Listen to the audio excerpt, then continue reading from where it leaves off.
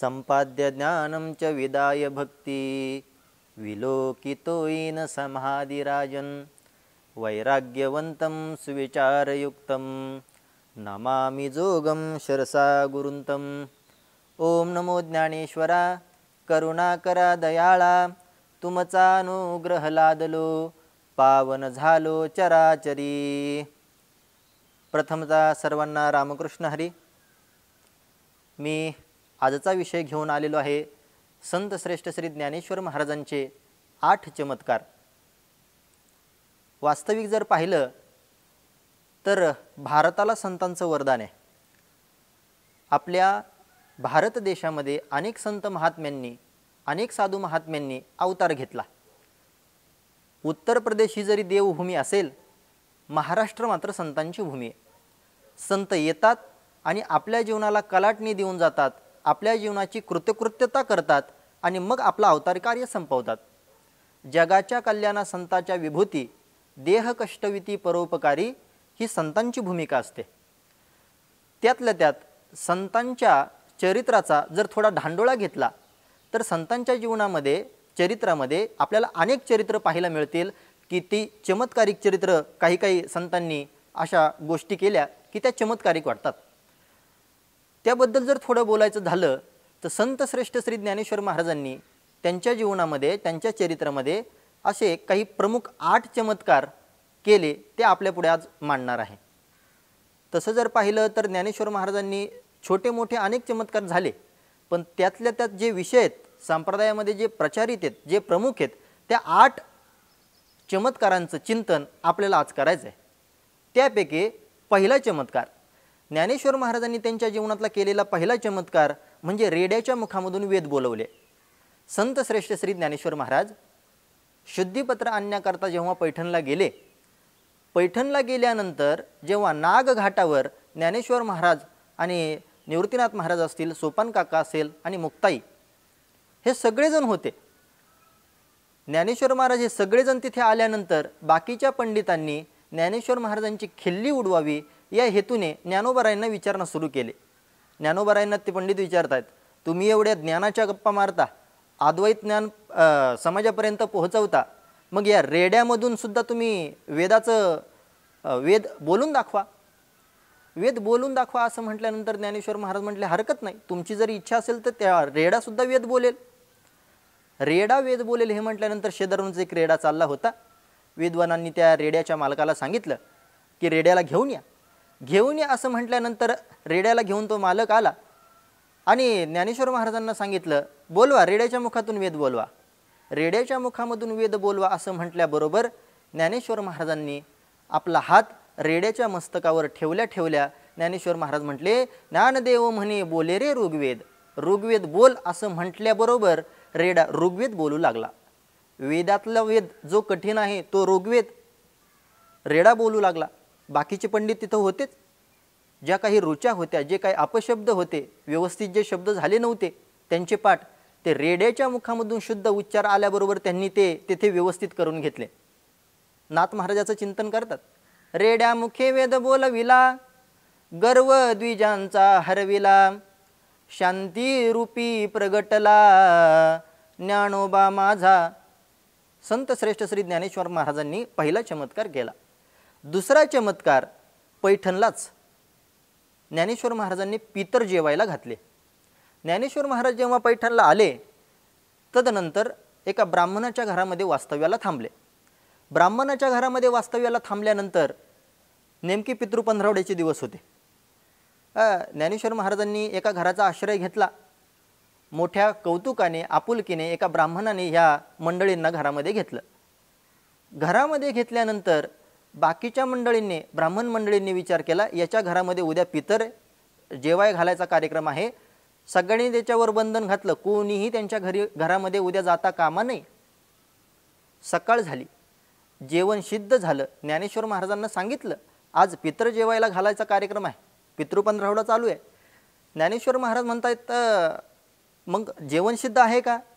घर मालकाने सांगितलं जेवणही सिद्ध आहे, पण बाकीच्या ब्राह्मण मंडळींची वाट पाहायची मी काम करतोय, वाट पाहतोय म्हटल्यानंतर एकही ब्राह्मण यायला तयार नाही हे ज्ञानेश्वर महाराजांना त्या व्यक्तीने सांगितलं.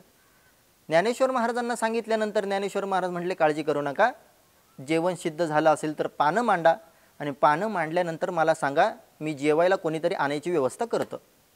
असं म्हटल्यानंतर पानं मांडली, त्याच्यामध्ये जेवण वाढलं आणि जेवण वाढल्यानंतर ज्ञानेश्वर महाराजांकडे तो मालक गेला आणि म्हणू लागला, महाराज पानं मांडलेली आहेत, जेवणसुद्धा सिद्ध झालेलं आहे, बोलवा कोण बोलवायचं ते.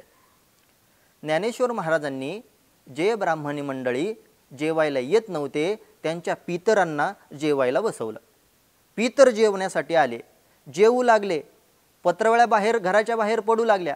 बाकीच्या ब्राह्मण मंडळींनी विचार केला, कोणी तर आपल्या इथून जेवायला गेलेलं नाही, पण उष्ट्या पत्रवळ्या तर बाहेर पडतायत, काय कोण आले जेवायला हे पाहण्याच्या हेतून एक ब्राह्मण आले आणि खिडकीतून डोकावून पाहिलं तर त्याला त्याचेच वडील दिसले. परत गेले, आश्चर्य वाटलं, चमत्कार वाटला. दुसरे एक ब्राह्मण आले, त्याला त्याचे आजोबा दिसले. जेवढे जेवढे आले त्यांना कुणाचे वडील दिसले, कुणाला आजोबा दिसले, म्हणजे पितर जेवायला घातले. ज्ञानेश्वर महाराजांनी दुसरा चमत्कार केला. ज्ञानेश्वर महाराजांनी जीवनामध्ये तिसरा चमत्कार केला म्हणजे सच्चिदानंद बाबांना मेलेलं असताना उठवलं. जेव्हा पैठणवरून ज्ञानोबाराय नेवासाला निघाले आणि नेवासाला निघाल्यानंतर चालत असताना ज्ञानेश्वर महाराज एका ठिकाणी थांबलेलं पाहिलंय. ज्ञानेश्वर महाराज ध्यानमग्न आहेत, बाकीची भावंडंसुद्धा आहेत, समोरून एक अंतयात्रा चाललेली दिसते. ज्ञानेश्वर महाराज मात्र ध्यानमग्न आहेत. सच्चिदानंद बाबांच्या पत्नीने विचार केला, सती तर जायचंच, मग जाता जाता एखाद्या साधूचं दर्शन घ्यावं, महात्म्याचं दर्शन घ्यावं, भगवी कपडे परिधान केलेले महात्मे आहेत, चला दर्शन घेऊ. या हेतूने संत श्रेष्ठ श्री ज्ञानेश्वर महाराजांच्या दर्शनाकरता सच्चिदानंद बाबांची पत्नी आली. चुडा घातलेला होता, दर्शन घेतलं आणि दर्शन घेत असताना बांगड्यांचा आवाज झाला. बांगड्यांचा आवाज झाल्यानंतर ज्ञानोबारायांच्या मुखामधून शब्द बाहेर पडले, सौभाग्यवती भव.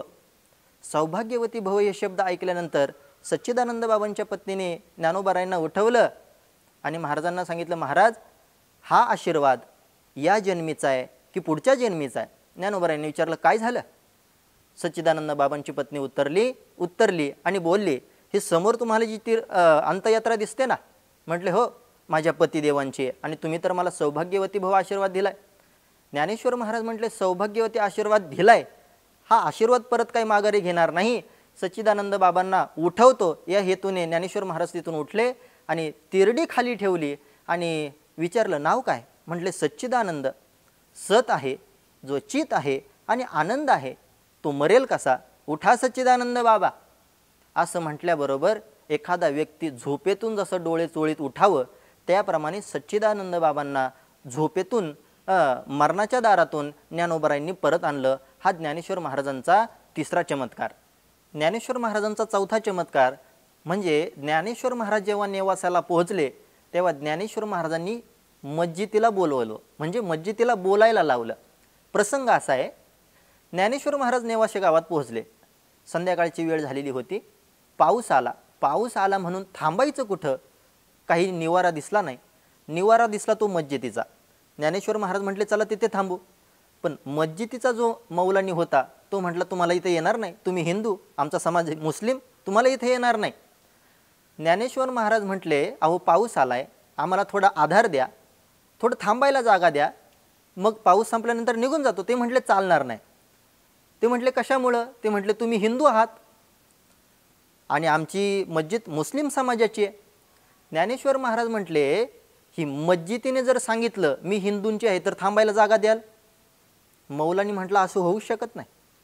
ज्ञानेश्वर महाराज म्हटले, मस्जिदीने सांगितल्यानंतर तरी विश्वास, तू म्हणेल बसेल. ज्ञानेश्वर महाराज त्या मस्जिदीला विचारतायत, तू कुणाची असं म्हटल्यानंतर मस्जिदीने एका क्षणाचाही विलंब न लावता मस्जिद म्हणते, मैं हिंदू की हूँ. ज्ञानेश्वर महाराजांच्या जीवनातला चौथा चमत्कार. ज्ञानेश्वर महाराजांच्या जीवनातला पाचवा चमत्कार म्हणजे ज्ञानेश्वर महाराज जेव्हा नेवासामध्ये पोहोचले आणि ज्ञानेश्वरीचा प्रारंभ केला. ज्ञानोबारायांनी अवघ्या वयाच्या 16व्या वर्षी गीतेवर टीका केली. गीतेवर टीका अनेक आहेत, पण ज्ञानेश्वर महाराजांसारखी गीतेवर टीका नाही. 56 भाषेचा केला शे गौरव, ही ताकद फक्त ज्ञानोबारायांमध्ये.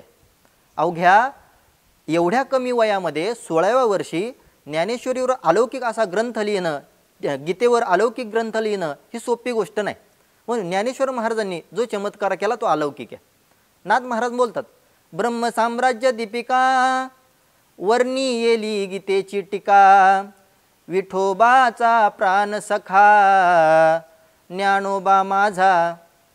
ज्ञानेश्वर महाराजांच्या जीवनातला 6वा चमत्कार ते म्हणजे जडभिंत चालवली. प्रसंग असा घडला, सकाळची वेळ होती. सकाळच्या वेळी ज्ञानेश्वर महाराज दंत धावन करत होते, दात घासत बसले होते. कोणीतरी ज्ञानोबारांक निरोप घेऊन आला आणि सांगितलं, माऊली तुम्हाला भेटण्यासाठी चांगदेव महाराज येत आहेत. त्यांच्या शिष्यासमवेत वाघावर बसून सापाचा चाबूक हातामध्ये धारण करून चांगदेव महाराज तुम्हाला भेटायला येत आहेत. ज्ञानेश्वर महाराजांनी हा निरोप ऐकल्याबरोबर ज्ञानोबाराय म्हणतात श्रेष्ठ महात्मा आहे, वयानेही ज्येष्ठ आहे आणि 1400 वर्षाचं त्याचं वय आहे. साहजिकच एखादा मोठा माणूस जर आपल्याला भेटीसाठी येत असेल तर त्याला सामोरं गेलं पाहिजे. या हेतूने संत श्रेष्ठ श्री ज्ञानेश्वर महाराज ज्या भिंतीवर बसले होते त्या भिंतीला ज्ञानोबारायांनी आज्ञा केली, म्हणे आपल्याला चांगदेव महाराजांच्या भेटीला जायचे, चल चल म्हटल्याबरोबर ज्ञानेश्वर महाराजांनी आज्ञा दिल्याबरोबर निर्जीव असलेली भिंत, जड असलेली भिंत चालायला लागली. चालविली जड भिंती हरली चांग याची भ्रांती, मोक्षमार्गीचा सांगती ज्ञानोबा माझा. ज्ञानोबारायांचा हा चमत्कार. ज्ञानोबारायांच्या जीवनामध्ये ज्ञानोबारायांनी 7वा चमत्कार केला. 7वा चमत्कार तो असा होता, ज्ञानोबारायांनी आपल्या पाठीवर मांडे भाजले. घटना अशी आहे, ज्ञानेश्वर महाराज आणि निवृत्ती महाराज आळंदी ग्रामामध्ये मधुकरीला जातात. मुक्ताबाई गोड चिंतन करते. मुक्ताबाई म्हणते, निवृत्ती ज्ञानदेव कोरांनाचे अन्न सांभाळी सोपान मज लागे. मुक्ताबाई बोलते, जेव्हा निवृत्तीनाथ महाराज आणि ज्ञानेश्वर महाराज आळंदीमध्ये मधुकरी मागण्यासाठी जायचे तेव्हा सोपान दादा मला सांभाळायचे. माझा सांगायचा मुद्दा असा आहे, जेव्हा ज्ञानेश्वर महाराज आणि निवृत्ती महाराज आळंदीमध्ये मधुकरीला जात होते, एक दिवसाची अशी घटना, मधुकरी आली आणि आल्यानंतर पाहिलं काय आहे मधुकरीमध्ये, म्हणून ज्ञानोबारायांनी पाहिलं तर मधुकरीमध्ये हरभऱ्याची थोडी डाळ आली होती, थोडा गुळही प्राप्त झाला होता आणि थोडं गव्हाचं पीठ देखील प्राप्त झालं होतं. ज्ञानोबारायांनी मुक्तेला सांगितलं, मुक्ते गव्हाचं पीठ देखील आहे, गूळ देखील आहे आणि हरभऱ्याची डाळ देखील आहे, मांडे करते का? मुक्ताबाई हसून म्हटले, का नाही दादा, नक्की करते, पण मांडे भाजण्याकरता खापर लागतं, ते खापर मी घेऊन येते आणि मांडा लगेच सिद्ध करते. मुक्ताबाई गावामध्ये गेली, आळंदीमध्ये गेली, पण कोणीही खापर दिलेलं नाही. खापर मिळू नये याची सुविधा विसोबा खेचरांनी आधीच केली होती. हताश झालेली मुक्ताबाई ज्ञानोबारायांकडे आली आणि सांगू लागली, खापर मिळालं नाही दादा. मुक्ताबाईला ज्ञानोबारायांनी सांगितलं, मुक्ते काळजी करू नको, तू मांडा सिद्ध कर, मांडा सिद्ध कर, भाजायची व्यवस्था मी करतो. मुक्ताबाईने आपल्या चिमुकल्या हाताने मांडा सिद्ध केला आणि सिद्ध झाल्यानंतर सांगितलं दादाला, दादा मांडा झालेला आहे, भाजायची व्यवस्था करा. ज्ञानेश्वर महाराज योगी होते, योग्यांचे राजे होते. ज्ञानेश्वर महाराजांनी आपल्या योग बळाच्या सामर्थ्यावर आपली पाठण, आपली पाठ तप्त केली आणि मुक्तीला सांगितलं, मुक्ते टाक माझ्या पाठणीवर मांडा. आणि मांडा टाक म्हटल्याबरोबर मुक्ताबाईने तो मांडा ज्ञानेश्वर महाराजांच्या पाठणीवर टाकला आणि आश्चर्य घडलं, चमत्कार घडला, तो मांडा भाजू लागला. ज्ञानेश्वर महाराजांच्या जीवनातला हा चमत्कार आहे. विसोबा खेचराने नंतर तो मांडा भाजलेला पाहिला, नंतर विसोबा खेचर ज्ञानेश्वर महाराजांना शरण आला वगैरे वगैरेची घटना पुढे. पण ज्ञानोबारायांच्या जीवनामध्ये केलेला हा चमत्कार आहे, ज्ञानोबारायांनी केलेला चमत्कार. ज्ञानोबारायांचा शेवटचा चमत्कार, 8वा चमत्कार म्हणजे ज्ञानोबारायांनी श्रीचा पुरुष केला. नामदेव महाराज आणि ज्ञानेश्वर महाराज भ्रमंतीला, भारत भ्रमंतीला जेव्हा निघाले, भारत भ्रमंतीला निघाले असताना एकदा एका राजाला मुलीच होत होत्या. राजाने राणीला सांगितलं, यावेळी जर मुलगा झाला नाही तर तुझा घात केल्याशिवाय मी राहणार नाही, तुझं शिर धडा वेगळं करेल. आता राणी घाबरलेली होती. दिवस गेले, मुलगा अपत्य झालं, पण राजाचं दुर्दैव, राजाला परत मुलगी झाली. मुलगी झाली पण दासीने राणीला सांगितलं, राणीसाहेब काळजी करू नका, राजाला आपण बातमी देऊ, मुलगा झालाय आणि मोठा होतपर्यंत किमान तुमचा प्राण वाचेल. राजाला आपण सांगू, किमान ब्राह्मणाने 12 वर्ष किंवा 16 वर्ष त्याचं तोंड पाहायला सांगितलं नाही, राजा मान्य करेल. दासीचं हे म्हणणं राणीला पटलं. राजेसाहेबांपर्यंत बातमी गेली, तुम्हाला मुलगा झाला, आनंद झाला. सगळीकडे राजेसाहेबांनी पेढे वाटले. पेढे वाटल्यानंतर राजेसाहेबांना आनंद झाला, प्रजेला देखील आनंद झाला. मुलगा हळूहळू मोठा होऊ लागला.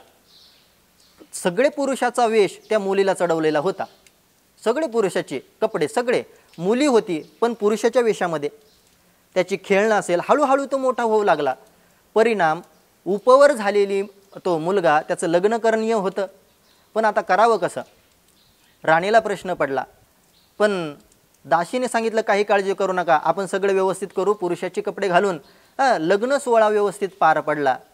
परगावावरून शेजारच्या राज्यामधून आणलेली श्री सून घरामध्ये नांदू लागली. पण एक दिवस त्या मुलीला सुद्धा कळालं, हा पुरुष नसून ही स्त्री आहे.